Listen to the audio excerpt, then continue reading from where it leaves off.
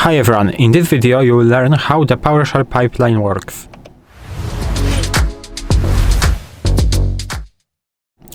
So let's start with what is a pipeline. Pipeline looks like this.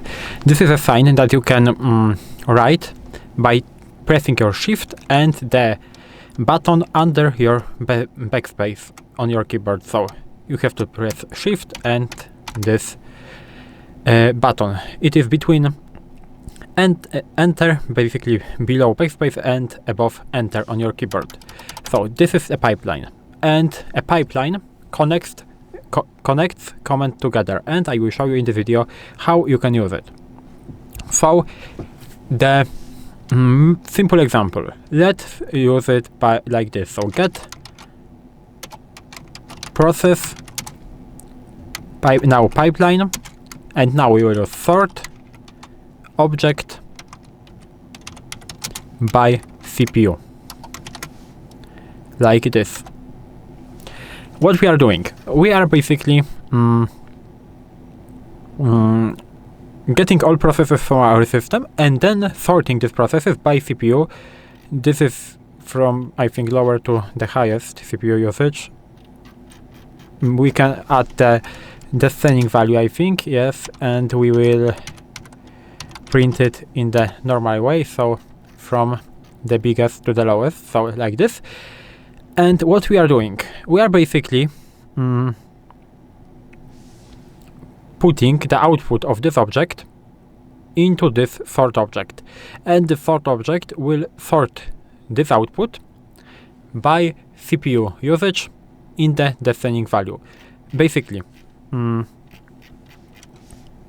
we are passing get process, we are passing it into the sort object, like this, and then we are printing the output, basically displaying the sorted object.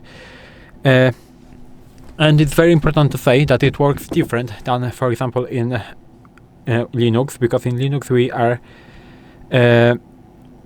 basically passing a plain text. In this case we are passing the full object, not the text, because in Linux we have to use, for example, grep, awk or sort commands with the output of the command like this, but the get process command and every command in Windows PowerShell basically returns objects. So we are passing the object output of this command into this command, and this sort object command sorts the object that we passed from there, and we are printing then the output.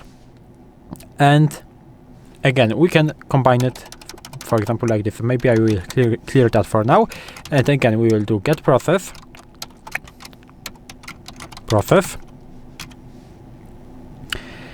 and now, for example, where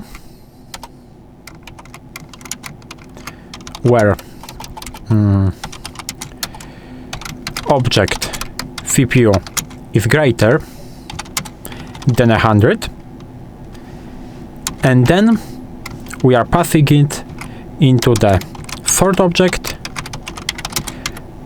with the CPU and in the descending order, like this. We will print it.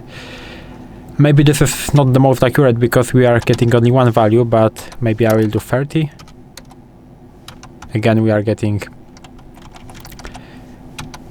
it like that, so maybe 5, and now it is better. So what we are doing? First of all, we are returning processes objects.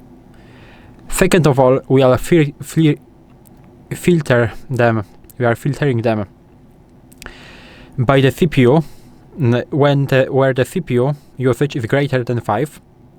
And third of all, we are sorting the result for in the descending order, and each step processes the same object, not the text but the object. And for example, maybe we will do something like this. So for example, Get-Service, we will use the pipeline again, where object status equals running, and we'll print it by pressing enter. What we are doing, this shows only running services, and again this will get us the services object, and we are printing only the objects that have a status equals to running. So this is why it is so important. And this is basically all in this video. This is how you can use pipeline in Windows PowerShell, and how does it work. If you found this video helpful, you can leave a like, subscribe the channel, and I hope to see you in the next videos.